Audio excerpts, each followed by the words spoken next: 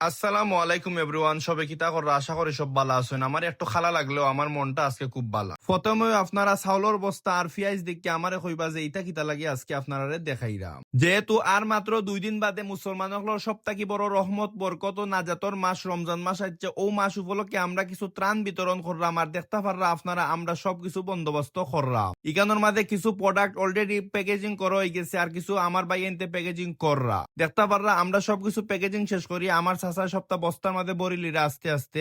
আর শহীদ চাচারে তো অনেকেও এখন চিনি লিছেন, কারণ আমার এখন বেশিরভাগ ভিডিওর মধ্যেও তাইন্ডে দেখা যায়। আলহামদুলিল্লাহ আমরা অনেকগুলো প্যাকেজিং কমপ্লিট হয়ে গেছে আর সবগুলা দেখাইতাম পারলাম না, ভিডিও লং হয়ে যাব।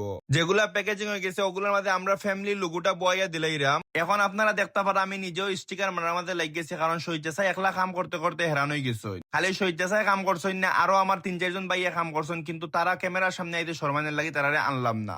এখন অনেকেও কইবা যে সামান্য পরিমাণে ত্রাণ বিতরণ করিয়া ভিডিও করা লাগেনি। আমি আপনারা কইমু ভাই, আমি যে ত্রাণটা তারা দিলাম এটা কিন্তু তারা পুরা মাসে এইতো না, সর্বোচ্চ 2 থেকে 3 দিন যাইব।